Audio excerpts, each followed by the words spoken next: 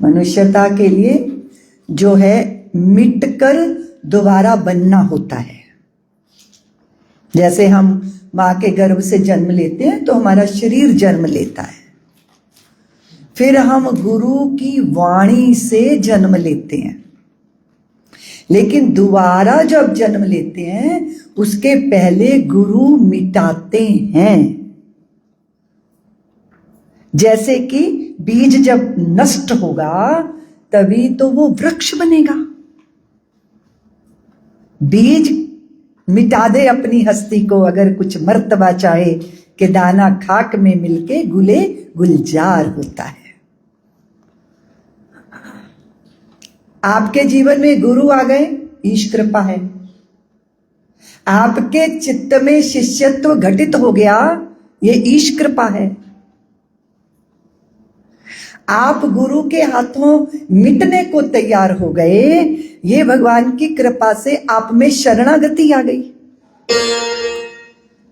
गुरु ने आपको मिटाया और गुरु ने आपको बनाया, अब आप द्विज हो गए।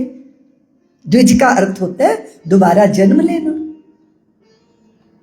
लोग कहते हैं कि ब्राह्मण द्विज होता है, ब्राह्मण द्विज नहीं होता, जो द्विज हो जाता है ब्राह्मण वही होता है। यानी जिसका दोबारा जन्म हो गया, संस्कारों से जिसने जन्म ले लिया वो द्विज है, और द्विज ही ब्राह्मण होता है। किसी ब्राह्मण के घर में जन्म लेके कोई ब्राह्मण नहीं हो जाता, जब उसको ब्रह्म स्वरूप में दोबारा जन्म मिलता है वो द्विज कहलाता है। ये ईश कृपा है। आप तैयार हो गए, अब आप में मनुष्यता, मानवता, संवेदनशीलता जागृत हो गई। अब उसके कुछ लक्षण हैं। आपको चिंता है जड़ की, चेतन की। आप चलते हैं तो लगता है कि प्रकृति में बाधा ना बने, आपको लगता है कीट पतंगे उनका अस्तित्व है, आप उसका सम्मान कर रहे हो। ये मनुष्यता का लक्षण है। नहीं तो बहुत सारे लोग हैं जो मनुष्य के शरीर में है पर उनका कोई आचरण मनुष्य जैसा नहीं है। कई बार तो लगता है राक्षसों से भी बुरे हैं, असुरता भी शर्मसार हो जाए, ऐसे लोग व्यवहार करते हैं। तो वो मनुष्य नहीं है, क्योंकि उनको शरीर का शरीर मनुष्य का मिल गया। वैसे तो वो एक साधु हमेशा कहता था कि भाई सब सज्जनों, सज्जन बन जाओ, मनुष्य बन जाओ, मनुष्य बन जाओ। तो मनुष्य क्यों नहीं बनते? तो भरी सभा में एक ने कहा कि पागल लगते हो महात्मा जी, हम आपको क्या दिखाई दे रहे हैं? हम क्या मनुष्य नहीं दिखाई दे रहे? हमारे नासिका है, आंखें हैं, कान है, हाथ पैर है, आपको हम मनुष्य नहीं दिख रहे? तो उन्होंने कहा भाई क्या करें, हमें नहीं दिखते, हमने ऐसी चदरिया ओढ़ रखी है जिससे हमें तुम्हारा सच दिखता है। तुम्हारा सच दिखता है यानी मुझे तुम्हारी वृत्ति दिखती है। और किसी के पास लोभ है तो मुझे वो लोमड़ी जैसा दिख रहा है, चतुराइयों से भरा हुआ, चालाकियों से भरा हुआ। कोई किसी की वृत्ति मुझे अजगर जैसी दिख रही है, किसी की बानर वृत्ति दिख रही है, बंचर वृत्ति दिख रही है। तुम मनुष्य शरीर से हो किंतु तुम आंतरिक रूप से मनुष्य नहीं हो। इसलिए तो मैं कहता हूं कि मनुष्य बनो, मनुष्य बनो, मनुष्य बने। तो वो व्यक्ति कहता है कि ऐसा है महात्मा, ये चादर 1-2 घंटे के लिए हमें भी मिल सकती है क्या? तो महात्मा बोले ले तो लो, लेकिन झंझट में पड़ जाओगे। नहीं, बोले मुझे दे दीजिए, 1-2 घंटे के लिए नहीं, थोड़ी देर के लिए दे दीजिए। महात्मा बोले ले जाओ, क्या करोगे तुम? तो बोले पत्नी को देखूंगा कि उसकी असलियत क्या है। तो उसने जैसी चादर ओढ़ के पत्नी को देखा तो वो तो बंदरिया नजर आई और इसके मुंह पे मुस्कान आ गई कि हाय रा, बंदरिया के साथ 20 साल। वो कहती है तुम क्यों मुस्कुरा रहे हो? वो बोले तेरी असलियत देख ली। तो वो बोली मैं भी तो देख लूं तुझे। तो उसने चादर ओढ़ी तो देखा पति देव तो गधे महाराज निकले।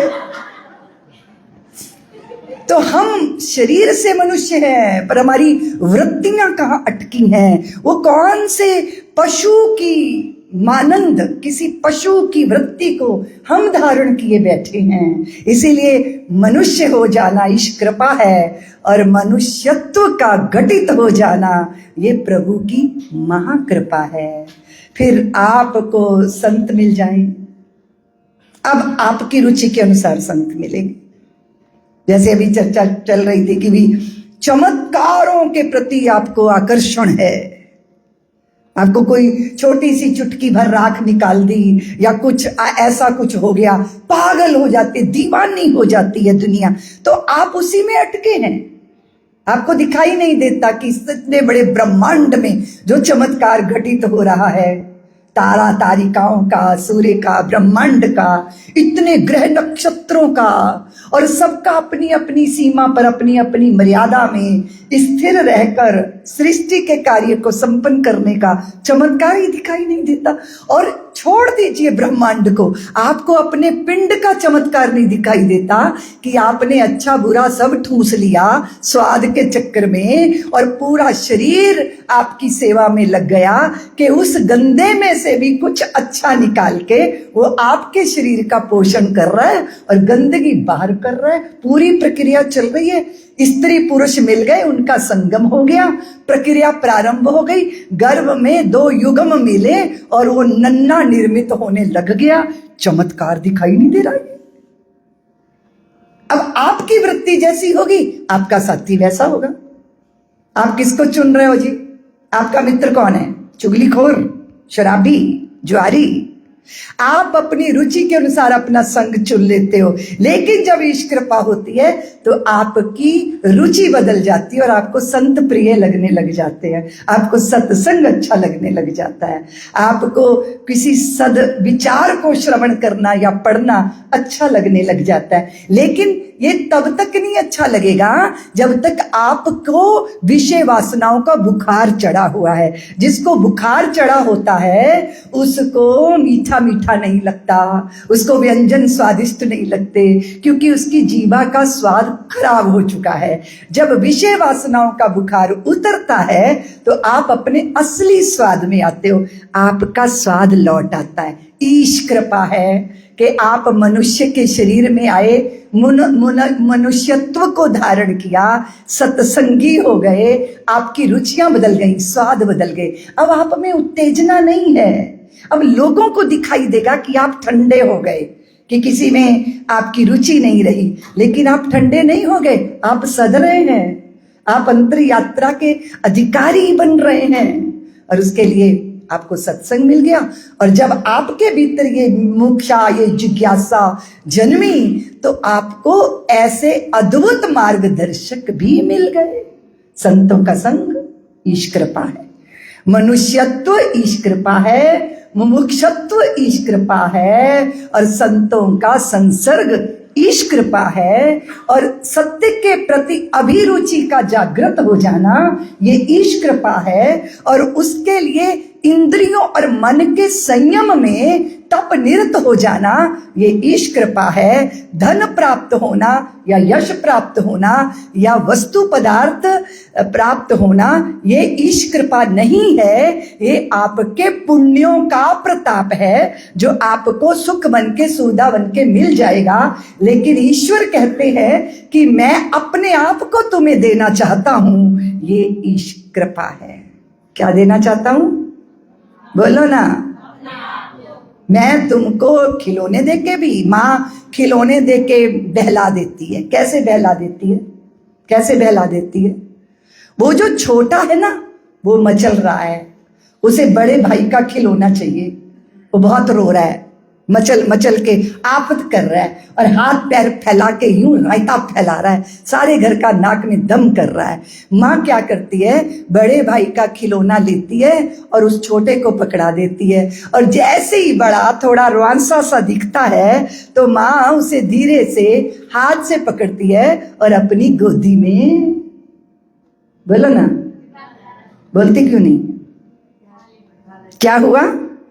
एक जड़ खिलौना छीन कर माँ ने अपनी सजल स्निग्ध ममता से भरी, प्रेम से भरी उसको गोद प्रदान कर दी है। इसी तरह ईश कृपा का लक्षण ये है कि आपसे कोई अपना प्रिय, आपसे कोई आपकी प्रिय वस्तु छिन गई है और आप में वैराग्य जागृत हो रहा है और आप धीरे धीरे धीरे ईश्वर के चरणों की तरफ ऐसे ही बढ़ रहे हैं जैसे ध्रुव की माता ने उसके पिता की गोद से उतार कर धक्का दिया, लात मारी और कहा दुष्ट जाके तप कर मर जा, फिर मेरी कोख से जन्म ले, तब तुझे पिता की गोद मिलेगी। अब इतना भारी अपमान ध्रुव के ऊपर ईश की कृपा है, क्योंकि उस माँ की चुभती हुई बात ने उसके चित्त में वैराग्य पैदा किया और वो ईश्वर की परम गोद पाने के लिए उन्मुख हो गया।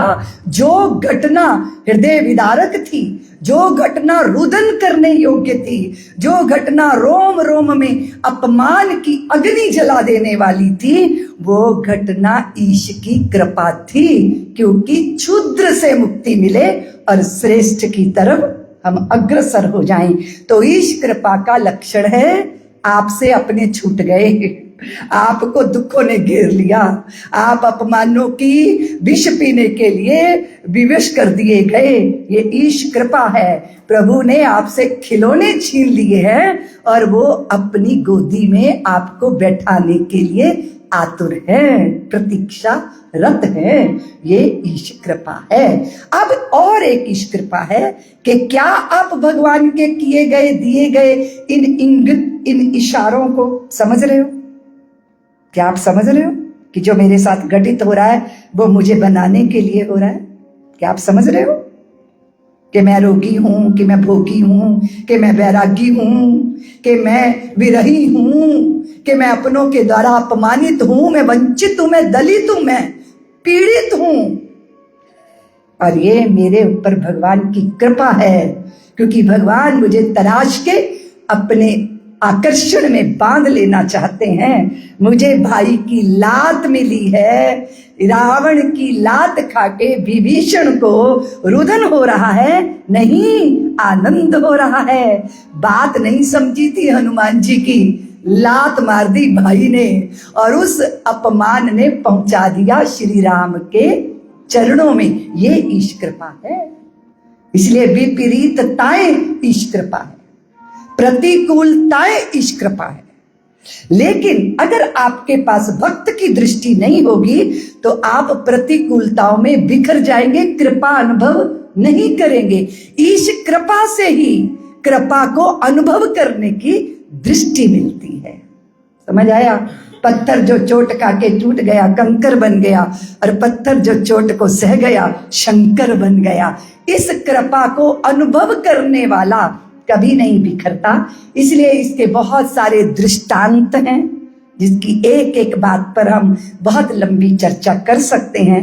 लेकिन सबसे बड़ी बात यह है कि अनुकूलता या प्रतिकूलता, उतरता हुआ तूफान या चढ़ता हुआ भवंडर, इन सब के बीच में हम कृपा को अनुभव करने लग जाएं, यह भी ईश की कृपा है। ठीक है जी? और किसी का प्रश्न? आपने मुख का बारे में बोलते हुए ने एक दृष्टांत दिया है, कहानी सुनाया। वो कुओं का सूखा डाल में एक शेर है और अपने मुख का समझते हुए हम लोग जब हमने कहानी बताया, एक शेर, अजगर और डाली में एक चूहा मधुमक्खी। ये शेर कौन है, अजगर कौन है और मधुमक्खी और चूहा एक कौन है? कैसे करके हमको उसको? देखिए, सबसे पहले तो जब हमारे पास शरीर है तो हमारे आसपास काल है। क्योंकि जैसे हम कहते हैं कि भाई हमारा शरीर 2 साल का हो गया, 4 साल का हो गया, शरीर को के 4 साल काल ने लील लिए। मृत्यु 70वें साल या 80वें साल घटित नहीं होती, मृत्यु जन्म के साथ ही प्रारंभ हो जाती है। क्योंकि हमारे शरीर के जन्म के साथ ही शरीर की मृत्यु घटित होती है और वो मृत हिस्सा शरीर के बाल और नाखून के रूप में धीरे धीरे बढ़ते रहते हैं। तो ये मृत्यु घटित हो रही है शरीर में, और संपूर्ण शरीर 7 वर्ष में पहले का मर चुका होता है, नया बन चुका होता है। तो हम काल के गाल में हैं, हम काल के गाल में हैं। तो अब काल जो है व्याघ्र, क्योंकि पीछे पड़ा है, वो लील रहा है, हमारी उम्र को लील रहा है। उससे बचने के लिए हम कितने भी प्रयत्न करें तो क्या होगा? उन प्रयत्नों में एक गहरी खाई में वो गिरता है। हाथ में क्या आता है? डाल जो है वो श्वासें हैं, श्वासों की डाल पकड़े जीवात्मा जिजीविषा के साथ है। तो ये जो जीवन वृक्ष जिस डाल पर लटका है, उसमें जो 2 चूहे हैं, एक काला और एक श्वेत, ये जो है समय है, दिन और रात। फिर हमने गीत गाया ना कि समय का पंछी उड़ता जाए, एक श्वेत है एक है काला, 2 रंग के 2 पंख लगाए। लव निमेश के बिखरे दाने, थिर ना रहे भर रहा उड़ाने। घंटा मिनट सेकंड निगल कर हफ्ते पाक निगलता खाए जा रहा है, खाए जा रहा है, खाए जा रहा है, खाए जा रहा है। हम जिस शरीर का आश्रय लेकर लटके हुए हैं जिजीविषा को जीने के लिए, उसे काल रूपी दिन रात चूहे कुतर कर खोखला बना रहे। मधुमक्खी क्या है? अपनों से मिलने वाले सुख की आशा। जब पुत्र बड़ा हो जाएगा, जब कमा के देगा, कोई प्रियसी, कोई रूपसी, कोई प्रियतम, कोई मित्र, और वो बूंद जल्दी जल्दी मिलती नहीं है। और मधुमक्खी के छत्ते में से इतनी प्रतीक्षा करो, तब कहीं एक बूंद का आकर्षण उस जीवात्मा को यह भुला देता है कि वो काल के घेरे में है, और जिस डाल पर जीवन की वो लटका है, वो समय के द्वारा कुतरी जा रही है। यह वो दृष्टांत है कि माया किस तरह मोहित करके आकर्षित कर लेती है, और हम उस सत्य को, उस तथ्य को नहीं देख पाते जो हमारे शरीर के लिए घटित हो रहा है। तो इसमें जीव की जो जिजीविषा है और सुख पाने की जो लालसा है, वो उन खतरों में घिरे होने के बाद भी कुछ क्षण के लिए भुला देती है कि हम किन खतरों में हैं। किसके लिए? सुख की एक बूंद पाने की लालसा के लिए।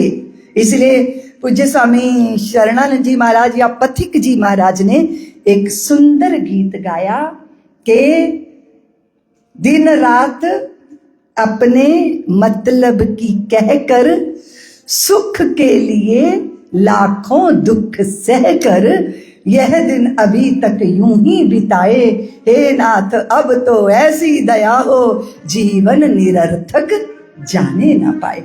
तो ये अपने शरीर की नश्वरता के बोध के लिए सुख का आकांक्षी जीव की दुर्दशा का एक दृष्टांत इस तरह घटित किया गया है।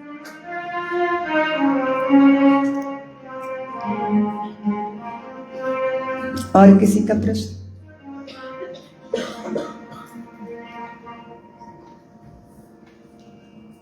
जी, जो चक्र बताया आपने ध्यान करने को, तो वो निरंतर करना है ना? एकांत में करें कुछ खतरा होता है क्या उससे, मतलब करने पे ऐसा बताते हैं? बहुत खतरा है, तुम मर जाओगे उसको करने से। वो जो नए साधक होते हैं उनको एकांत में साधना करने का मना करते हैं। अब बहुत सारे गुरु बना रखे हो तो मुझे नहीं पता, लेकिन वृक्ष बनना है तो बीज तो मिटेगा। आज तक बीज की कभी वृक्ष से मुलाकात हुई नहीं। मिटना बीज को पड़ेगा, नहीं तो वो वृक्ष बन नहीं पाएगा। और जब बीज वृक्ष बनेगा तो वो बीज रह नहीं पाएगा। और कोई खतरे नहीं होते, लेकिन गुरु के मार्गदर्शन में ही ये साधना की जाती है, क्योंकि मनस चक्र को छेड़ना बहुत जिम्मेदारी की बात है। इसीलिए मार्गदर्शन में ही चक्रों पर ध्यान करना चाहिए।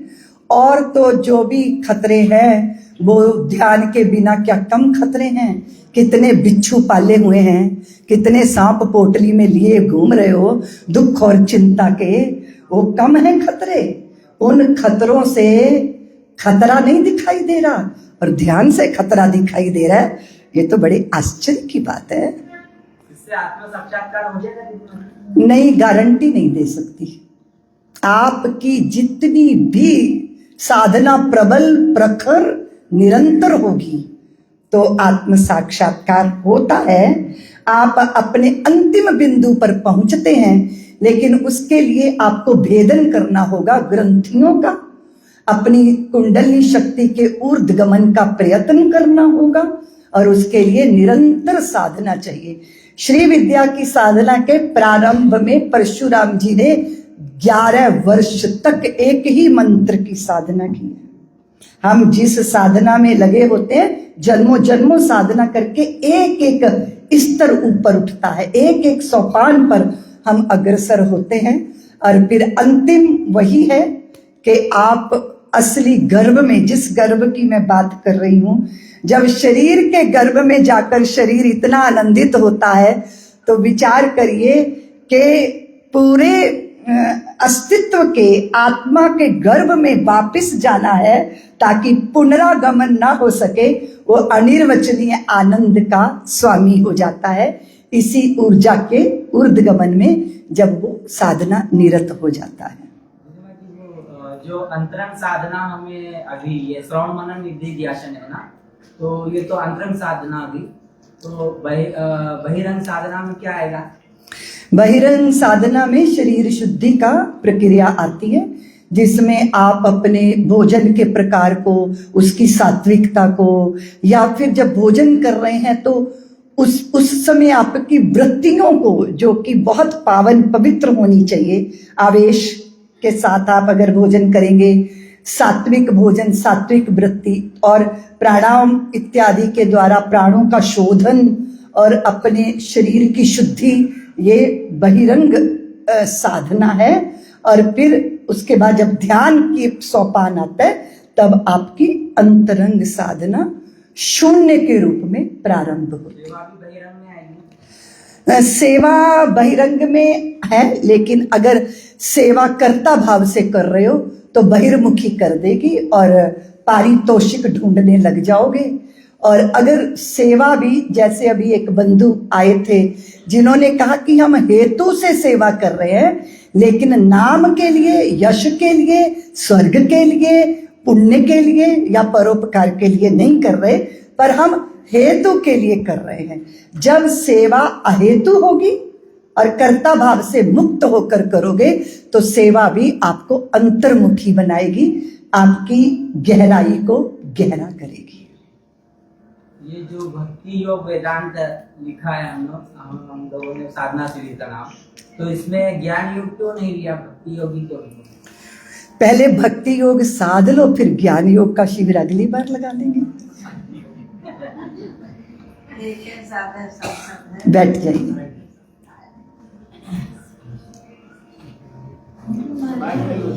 आप बैठिए, आपके पीछे खड़ी दीदी आगे।